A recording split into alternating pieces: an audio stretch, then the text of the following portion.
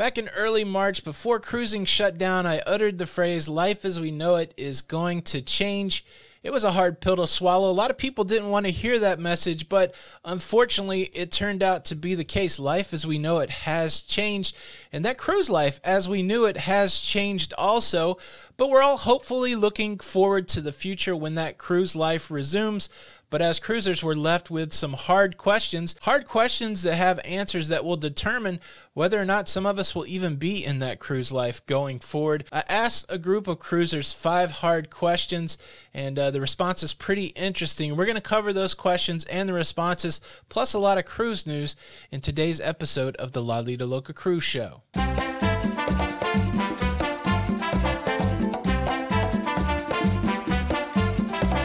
Hey, what's up, everybody? Welcome back to the show. I'm your host, Tony. If you enjoy that cruising and travel content, please consider subscribing with the notification bell on. That way you don't miss out on any of the daily cruise updates. Well, before we get to the heavy, let's take care of the light. At the end of yesterday's show, I asked you very simply, when it comes to the top of your cruise ship, what do you like on it?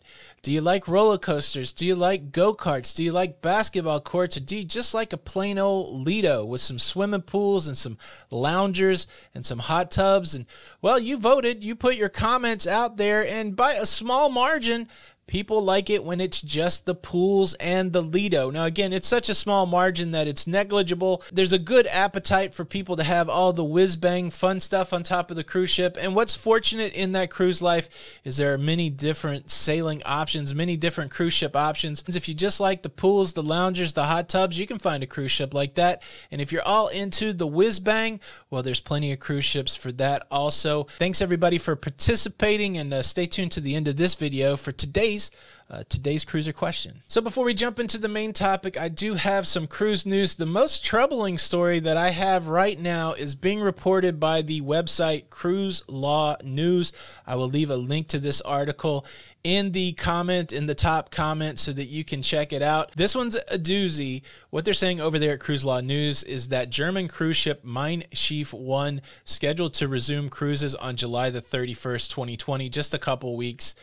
Now delaying their initial cruise because as they've onboarded crew members, they have crew members that are testing positive.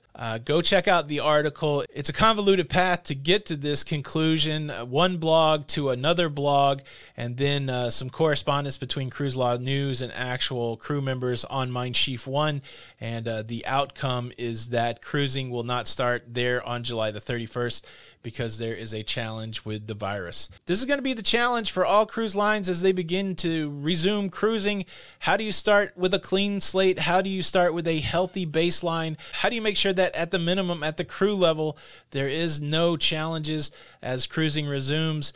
This will be the thing that stops cruising quick, and at least for Mein Schiff, at least Mein Schiff 1, it has stopped that cruise ship. I'll continue to look for more information about it, but if you want to read more, check out the article over on Cruise Law News. In other cruise news, you may remember I mentioned the other day Norwegian Cruise Line selling more stock to raise some funds in the short term to shore up the amount of money that they have to ride out the cruise shutdown.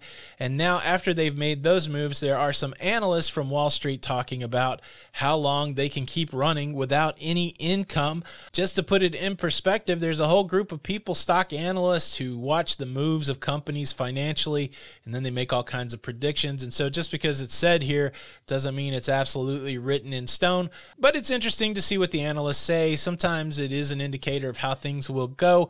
This commentary comes from Bank of America security analyst Andrew Dodora. His takeaway from the latest round of funding is that with this new money, Norwegian Cruise Line Holdings can continue to operate business for about 15 months. So that takes us all the way through 2021. With the cash that Norwegian has on hand, they will not fall victim to the bankruptcy that we've seen some of the other small cruise lines happen to hit. They also did some analysis on Carnival's position from a funding and cash perspective, and his conclusion is that Carnival has a runway until about July of 2021. So according to these analysts, Carnival in a more dire position than Norwegian Cruise Line, but again, it's not the end of the funding round, so Carnival could shore up their funding along the way. And if cruising resumes with some sort of veracity, with some sort of oomph across the world, maybe they will not need as much money as revenue will start flowing in to battle back the operating costs. So interesting stuff. It's always interesting to see what these cruise analysts say. If you remember, there was an analyst for SunTrust last week that said some pretty interesting things regarding the CDC and the resume of cruising. If you missed that show, make sure you check out the pop-up cards toward the end of this video. There'll be a link to that show. You can check out what they said about cruising. In other cruise news, Tom Cruise has reached out to the government in Norway and asked if he could come over there and film Mission Impossible 7. You may remember that Norway provided the backdrop for Mission Impossible Fallout, one of those freakishly cool rock climbing scenes that apparently Tom Cruise does on his own without a stuntman. But just like cruising, the movie business challenged by the pandemic. But what's cool is the government official guy, he was excited to talk to Tom Cruise. Cultural minister, his name is Abid Raja. He's getting to talk to Tom Cruise, which seems exciting. So he's tweeting out that they are in conversation.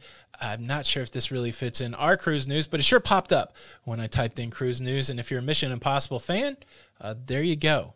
What's your favorite Tom Cruise movie? I still like Days of Thunder. Leave a comment below. And while we're kind of down a weird rabbit hole when it comes to cruising, let me mention a couple theme cruises that have been postponed. If you are looking to boldly go where no man has gone before in 2021 on a Star Trek cruise, well, that bad boy has been moved to 2022. If you are a Star Trek fan, then this sounds interesting to you. It will be on Royal Caribbean's Mariner of the Seas, and some big names on there: George Takei, Walter Koenig from the original series, Riker, Jonathan Frakes, Maria Sirtis, Gates McFadden, Denise Crosby. A lot of people in these Star Trek franchises going to be on this cruise ship. Look, I can do this. How about that? Live long and prosper. If you want to go cruising with your favorite Trek fans, this one is out there. But maybe you're not a sci-fi person. There's another cool theme cruise, at least to me. It's the 80s cruise. Now, this one was able to make its way out in 2020, so it must have went early in the year. They were scheduled to go out again in 2021, but because of concerns, they're now going to move that cruise to 2022. And like the Star Trek cruise, they're going to be on Royal Caribbean's Mariner of the Seas. This cruise has an interesting lineup. A lot of your favorites from the 1980s: Belinda Carlisle of the Go-Go's, the Human League, 38 Special, Berlin, Morris Day and the Time, OEO. And original MTV VJs are going to be on board: Mark Goodman, Nina Blackwood, and Alan Hunter. All 80s all the time, over 50 concerts. That should be a good time. Now, just to be honest though, these specialty cruises, they are more expensive than regular cruises, and so you really got to be committed to the theme to go on these. A great time, and you got plenty of time since both of these cruises are not going to happen until 2022. All right, on to the main topic for today. Cruising has changed. Cruising is different, and as cruising resumes, it will be different. I have 5 questions that we've asked cruisers. I'm going to give you the results from them, and it's really just something to ponder.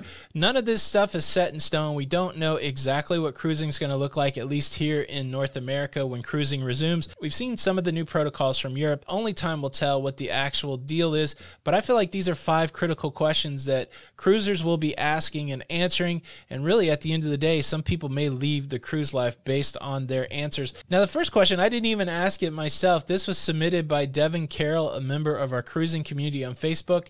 That's an open group. Come join us over there, talk cruising. He asks the question: if your next cruise gets canceled, are you comfortable taking the 125% future cruise credit, or do you take the refund and run? An interesting question. Just to clarify, not every cruise line offers 125% future cruise credit. Some cruise lines offer different things like OBC, but for the sake of this conversation, let's say that you're on a cruise line that offers you 125% future cruise credit. A great question. It revolves around cancellation fatigue. I know many people that have cancel cruises, reschedule cruises. They're just trying to get on a cruise as soon as possible. And that means that they've had 2, 3, 4 cruises canceled during this time. And that's always the question. Do you take the future cruise credit or do you take the refund and just sit on your money until you know for sure that cruising is resuming? There were 251 respondents to this question, and the majority of the people, 181 of them, said take the future cruise credit, with only 70 saying take the money and run. And from a commentary perspective, I think what this is saying is that for the most part, people plan to cruise again. They would rather get some benefit of the money that they already have tied up by putting it into another cruise, getting 25% more of that money, and really hopeful that cruising will resume again. That's the majority of the people out there. But there are some people that say, man, I'm tired of this. I would just like to get my money and put it back in the bank. That's the decision everybody has to make. There's a lot of conversation now around cruising that should resume in October. If you have a cruise in October, should you pay that cruise off? The advice that I'm giving people is that if you have a cruise scheduled in October and you're waiting till your final payment date and you don't feel confident that that cruise is going to go, or you want that money back, at least wait until close to the final payment date, because that gives time for the cruise line to cancel your cruise. We've talked to several people that one of the most heartbreaking things is, look, they go, I can't take it anymore. I'm just going to cancel. I'm just going to get in line for my refund. They cancel their cruise, and 1 day later, 2 days later, the cruise line cancels their cruise, and then all of a sudden they could have gotten a better benefit than just taking their money back. You know, we've talked to multiple people. I just canceled yesterday. Can I get the benefit that the cruise line is offering? And unfortunately, you can't. And so you have to wait until the cruise line cancels if you want to get any benefit. Wait until you get to that final payment date, as close to the final payment date. Then you have to decide, are you going to make the final payment, or are you going to ask for your refund? If you ask for the refund, then all bets are off if the cruise cancels and they're offering some sort of benefit. So that's a tough question in itself, but a great question submitted by Devin for us to consider. The majority of the people taking the future cruise credit. Now I'm trying to put these in order where maybe it gets more contentious as we go along, and this one surprised me. I asked the question, if providing a current negative test result for COVID-19 is required to cruise, would you get tested or not cruise? On this one, we have 529 people voting. 469 people, overwhelming majority, said, look, I'll get tested. I'll provide the test to the cruise line. Only 60 people saying, if that's the case, I'm not cruising. So 60 people pushing back against the idea of having to provide test results to get on a cruise. I actually thought that would be more contentious than what it was. But yeah, overwhelming majority, okay getting tested. I asked the community if wearing a mask in public areas is a requirement to cruise.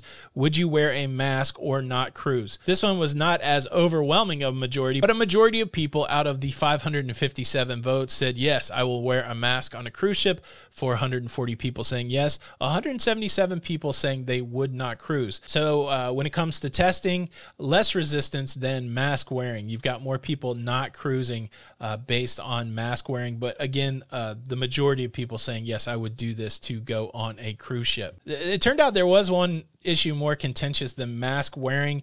I will get to that in a second, but let's answer the big question that everybody's asking. I asked the folks over at the Lido Loca cruising community, when will cruising resume? The options I gave: 2020, 2021, 2022, or 2022 or later, or not at all.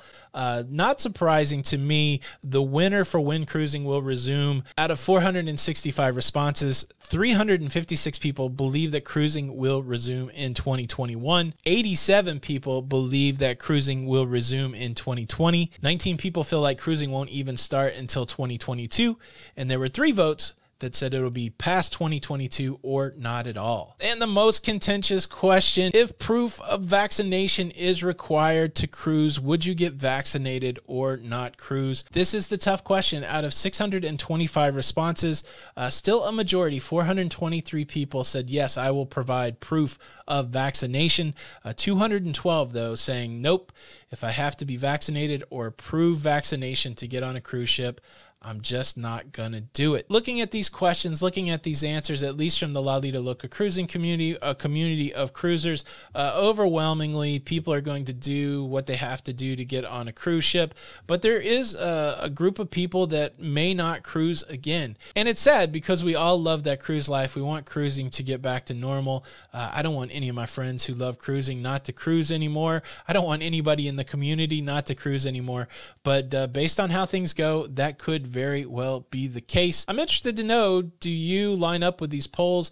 Is there anything that's going to make you not cruise? One single issue?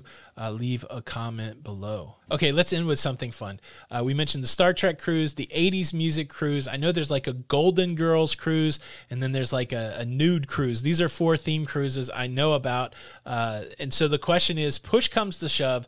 If somebody says you have to choose one, what are you picking? I would be interested to see Star Trek, 80s music, Golden Girls, or nude cruise. How about that? Thank you so much for watching the show today. Please show your support by hitting the like button. I'm Tony for Lido Loca, and until the next time, we'll see you on the Lido.